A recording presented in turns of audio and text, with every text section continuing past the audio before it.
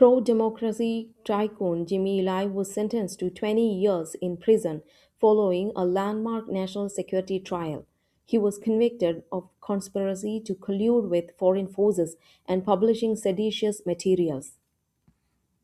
Prime Minister Sanaa Kaiji and her ruling coalition secured a historic supermajority in a snap election landslide, clearing the way for her hardline economic and security agenda.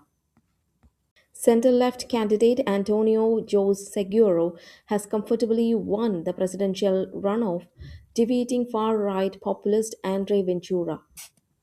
Prime Minister Keir Starmer's chief of staff, Morgan McSweeney, resigned Sunday following a scandal involving the appointment of Peter Mandelson as US ambassador despite his ties to Jeffrey Epstein. Investigators have named three suspects in the shooting of a general in Moscow, claiming the gunman fled to the UAE. Nobel laureate Nargis Mohammadi was handed an additional 7-year prison sentence, bringing her total sentence to 17 years for provocative remarks.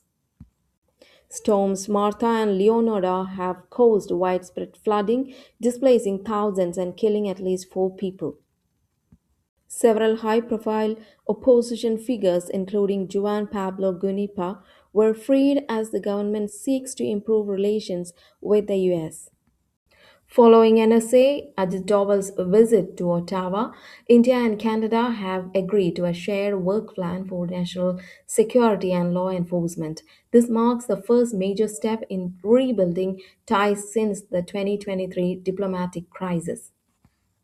Discussions on the Union Budget 2026-27 began today. The opposition has labeled the recent India US trade agreement a trap deal, alleging it was signed under pressure from the Trump administration.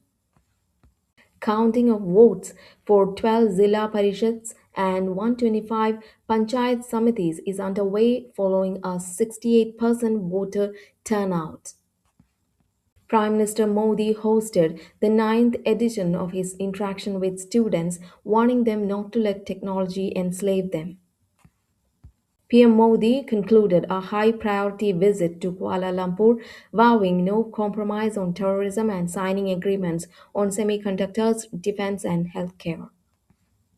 Defense Minister Rajnath Singh is meeting his Greek counterpart today to enhance strategic cooperation. Officials in Cairo reviewed the India Egypt strategic partnership during the 14th Foreign Office consultations. The stock market surged today with the Sensex rising over 400 points to nearly 84,000, fueled by optimism over reduced US tariffs, now at 18%. State Bank of India shares jumped 7% following strong quarterly earnings and trade deal sentiment.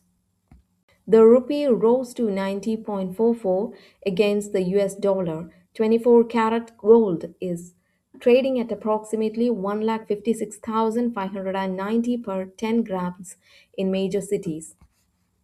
India secured a historic 3-2 victory over the Netherlands to advance in the World Group qualifiers.